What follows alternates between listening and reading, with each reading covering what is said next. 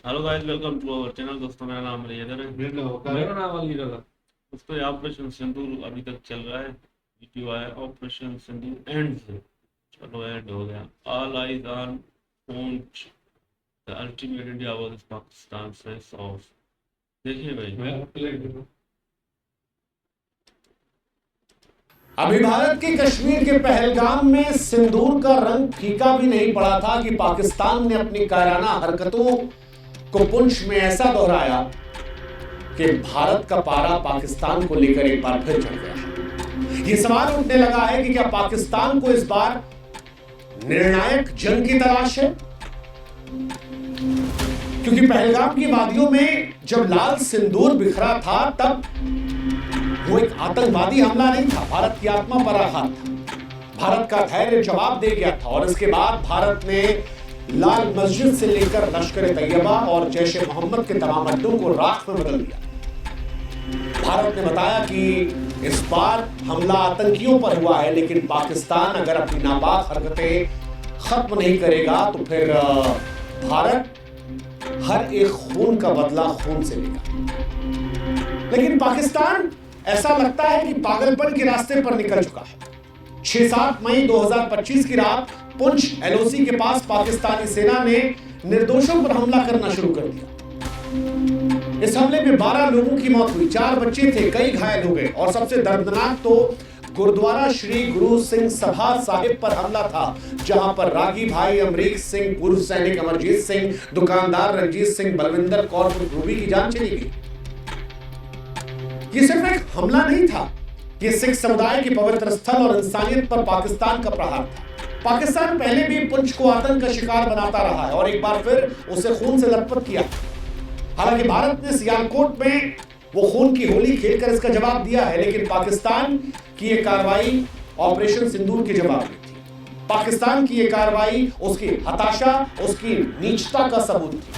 पाकिस्तान का गुरुद्वारे पर हमला, जहां अरदास और शांति का संदेश गूंजता है, पाकिस्तान की मानसिकता को उजागर करने वाला था कि पाकिस्तान पागलपन की किस हद तक जा चुका है कि जो भारत को अस्थिर करने के लिए अब किसी भी हद तक जा सकता है। पाकिस्तान की इस हरकत के बाद सवाल सिर्फ अब बदले का नहीं रह गया, सवाल उस अंतिम प्रहार का है जो आतंक की जड़ों को उखाड़ फेंके।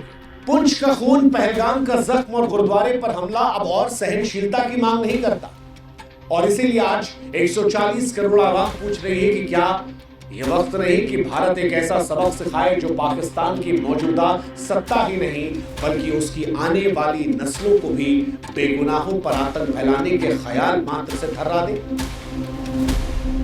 सवाल यह है कि पहलगाम के बाद भारत ने ऑपरेशन सिंदूर किया। अब जब पाकिस्तान नीचता पर आ गया है और आम लोगों को निशाना पुंछ में बना रहा है, तो भारत का अगला कदम क्या होगा? भारत के पास कई रास्ते हैं, लेकिन प्रत्येक रास्ते को सावधानी और दृढ़ता के साथ चलना। जैसे सैन्य कार्रवाई का रास्ता है, ऑपरेशन सिंदूर जैसे सटीक हमलों को और तेज करना पड़ेगा। विशेष बलों के जरिए सीमा पार घुसपैठ कर आतंकी ठिकानों और उनके आकाओं को फिर से निशाना बनाना होगा। भारतीय सेना ने पहली ही जवाबी कार्रवाई में पाकिस्तान की तमाम चौकियों को नष्ट कर दिया था। हमने मसूद अजहर को रोने बिलखने पर मजबूर कर दिया था। दूसरा तरीका, कूटनीतिक दबाव। भारत को वैश्विक मंचों पर पाकिस्तान को अलग थलग करना होगा, दिखाना होगा कि वो पाकिस्तान जो हिंदुस्तान से सीधा नहीं लड़ सकता, वो कभी पहलगाम में किसी के कलावे को देखकर, किसी के धर्म को देखकर उनके माथे में गोली मारवाता है, कहता है जाकर अपने देश के प्रधानमंत्री को बनाना। वो कश्मीर और बाकी राज्यों के बीच में खाई पैदा करना चाहता है। वो हिंदुस्तान में हिंदू मुसलमान का बवाल करवाना चाहता है और अब पाकिस्तान के आतंकवाद को दुनिया के सामने एक्सपोज करना होगा, उसके खिलाफ कड़े प्रतिबंधों की मांग करना होगा, सिंधु जल समझौते पर पूरी तरह से रोक लगाना होगा, अटारी बॉर्डर जो हमने बंद किया है, ऐसे और निर्णायक कदम उठाने। इसके अलावा आर्थिक नाकेबंदी कर सकते हैं। पाकिस्तान पहले से कमजोर अर्थव्यवस्था पर और दबाव डालो। पाकिस्तान की हैसियत नहीं लंबी लड़ाई लड़ने की, वो 4-5 दिन से ऊपर टिक नहीं सकता। आतंकी संगठनों के वित्तीय स्रोतों को नष्ट करने के लिए अंतर्राष्ट्रीय सहयोगियों के साथ मिलकर कदम उठाना होगा। खुफिया और साइबर युद्ध लड़ना होगा। पाकिस्तान वो देश है जो मिस इन्फॉर्मेशन से भरा हुआ है। फेक न्यूज की हर जंग पाकिस्तान जीत सकता है। भारत के उसने 5 राफेल उड़ा दिए, भारत के मंत्रियों में लड़ाई करवा दी, भारत के तमाम इलाकों को उसने उड़ा दिया फेक न्यूज में। वहां पर भारत को सतर्क रहना होगा। पाकिस्तान के आतंकी ढांचे को कमजोर करने के लिए साइबर हमले, खुफिया ऑपरेशनों को बढ़ावा देना होगा, और भारत ने इस बीच में ऐसा किया है। डिजिटल स्ट्राइक उसका एक जीता जागता उदाहरण है। इसके साथ ही भारत को आंतरिक सुरक्षा पर ध्यान देना होगा। जम्मू कश्मीर में सुरक्षा व्यवस्था को और मजबूत करना होगा, खासतौर पर पुंछ जैसे सीमावर्ती इलाकों में जो नागरिक रहते हैं उनकी सुरक्षा के लिए बंकरों का, अस्थायी शिविरों की व्यवस्था बढ़ानी होगी। साथ ही स्थानीय लोगों को जब तक ये बंकर नहीं है कहीं और शिफ्ट कराना होगा। उन्हें एहसास कराना होगा कि लोग फौज का साथ दे, आतंकवाद के खिलाफ एकजुट हो, जागरूकता अभियान चले। पाकिस्तान ने जो पुंछ में किया है ये पहली बार नहीं है, ये वो 47 से करता आ रहा है। पाकिस्तान की यह हरकत हर बार की है। 1947 के बंटवारे से लेकर 1965, 71, 99 के करगिल युद्ध और अब हर बार इसकी रणनीति वही रही। पहले कश्मीर में अस्थिरता फैलाओ, उसके बाद जब भारत उनकी बैंड बजाए तो फिर पाकिस्तान घुसपैठियों को कश्मीर भेजे या फिर कश्मीर के आम लोगों पर हमला करना शुरू कर। हर बार की यही कहानी है। 1971 में भारत ने 13 दिन में पाकिस्तान को घुटनों पर लाकर बांग्लादेश बनवा दिया था, और आज भी वही कहानी दोहराई जा रही है। पुंछ में गोलीबारी और गुरुद्वारे पर हमला पाकिस्तान की वही पुरानी हताशा है, लेकिन इस बार भारत के जवाब पहले से कहीं ज्यादा तीखा होगा। लोग कह रहे हैं कि भारत को इस बार ईंट का जवाब फिर से पत्थर से देना चाहिए। पत्थर की जगह इस बार तो जो पुंछ में किया पहाड़ उठाकर दे दिया। वैसे पाकिस्तान की बौखलाहट समझ में आ रही है। पाकिस्तान की इस बौखलाहट की एक बड़ी वजह है कश्मीरियों का बदला हुआ रुख। धारा 370 हटने के बाद कश्मीर विकास की डगर बन गया। नई सड़कें बन गई, स्कूल बन गए, अस्पताल बन गए, रोजगार के नए अवसर आ गए, कश्मीरियों को भरोसा हुआ। हाल में विधानसभा चुनाव हुए, वहां पर बड़ी संख्या में कश्मीरियों ने पार्टिसिपेट किया। अब पाकिस्तान जान रहा है कि जो इंडिया के पास कश्मीर है वो विकास पर जा रहा है, जो पाकिस्तान वाला है वो बदहाली, शोषण, गरीबी, आर्थिक तंगी की तरफ जा रहा है। पाकिस्तान को डर है कि पीओके के लोग कहीं खुद भारत के साथ ना जाए, और इसीलिए उसने पहलगाम में हिंदू मुसलमान की लड़ाई लगवाने की कोशिश की। इसीलिए धर्म देखकर मारा ताकि कश्मीर को भारत के लोग दूर करना शुरू कर दें, हिंदू मुसलमान के दंगे शुरू कर। लेकिन पहलगाम पाकिस्तान पर उल्टा पड़ा। पाकिस्तान के साथ भारत के संबंध जहां निचले स्तर पर गए, वहीं कश्मीर की जनता ने इस बार पाकिस्तान को एक्सपोज किया, अलग कर दिया, और ये पाकिस्तान को डराना है। लेकिन अब सवाल ये है कि पुंछ में जो कुछ हुआ उसका निष्कर्ष क्या है? क्या खून का जवाब खून या कुछ और? क्योंकि पुंछ का खून और गुरुद्वारे पर हमला निश्चित रूप से पाकिस्तान के अंत की शुरुआत हो सकता है। अब भारत को तय करना होगा कि जवाब सिर्फ खून से होगा या ऐसी रणनीति से जो आतंक को जड़ से खत्म। तमाम सिख नेता आज ये कह रहे हैं कि सिख हमेशा देश की तलवार रहे। अगर इज्जत पर हमला होगा तो कर्तव्यों को याद दिलाने की जरूरत नहीं है। उम्मीद है कि दुनिया के बाकी देशों में भी जो सिख लोग होंगे वो इस घटना को देखकर, पुंछ में पाकिस्तान ने जिस तरह से गुरुद्वारे पर हमला किया, निर्दोष सिखों को मारा, उसकी भर्त्सना ऑस्ट्रेलिया से लेकर कनाडा, अमेरिका में रहने वाले सिख संगठन करेंगे। वो पाकिस्तान पर दबाव बनाएंगे। ये पाकिस्तान को और एक्सपोज कर सकता है। बाकी हिंदुस्तान ने स्पष्ट कर दिया है कि भारत इस बार आतंकवाद को उसकी जड़ से उखाड़ कर फेंकेगा। कल जहां सिर्फ सिंदूर लगाया गया था, अब हल्दी, हवन और तांडव का समय। ये तांडव न केवल पाकिस्तान के आतंकी ढांचे को ध्वस्त करेगा बल्कि दुनिया को भारत की एकता और शक्ति का संदेश देगा। भारत यह आश्वासन देता है कि पुंछ के शहीदों का खून व्यर्थ नहीं जाएगा। यह आतंक के खिलाफ अंतिम युद्ध का आह्वान, और यह एहसास पाकिस्तान को होना चाहिए। भारत का संकल्प अब सिर्फ मकसद नहीं बल्कि इतिहास बनाने की राह पर है। वैसे एक सुझाव हम भी पाकिस्तान को देना चाहेंगे कि पाकिस्तान वक्त अब भी है, आतंकवाद से दूर हट जाओ, क्योंकि इस बार भारत की स्पष्टता बहुत स्पष्ट है।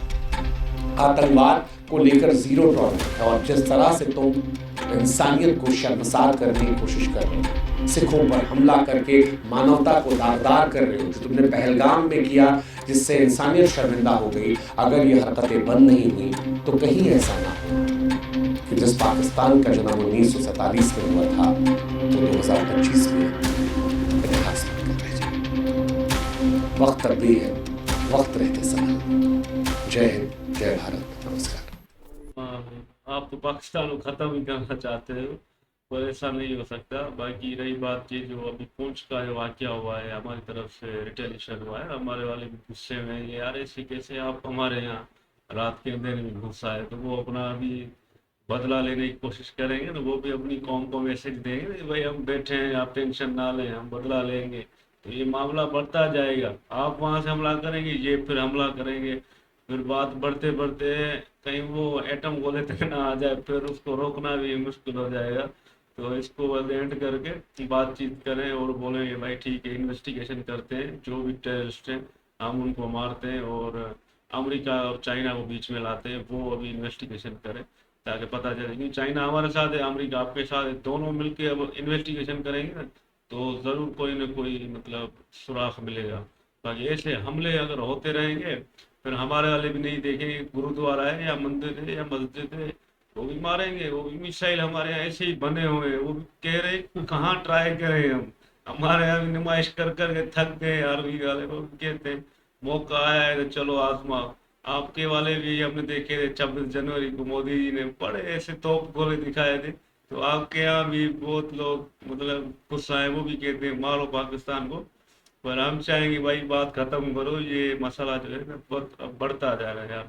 हाँ यार, बढ़ गया अभी तो भाई। हमारे वालों ने भी देर नहीं की भाई, एक रात में ही काम तमाम कर दिया, इंडिया के ऊपर हमला कर दिया। ये नहीं करना चाहिए भाई, अभी सुलह करो वरना बात बढ़ जाएगी। वाकई ये भाई भी कह रहा है भाई वक्त रहते सुधर जाओ, वरना भाई काम आपका भी तमाम हो जाएगा। तो हमारे वालों को भी हम सलाह देंगे, बस हो गया, बदला हो गया भाई, आपने भी अपना दिखा दिया जोर। अभी जोश से नहीं, अभी होश से काम लो, और ये भाई मारा मारी को अभी खत्म करो। बेचारे सिख मर गए, गुरुद्वार पर हमला कर दिया है, तो ये तो बड़ा अफसोसनाक।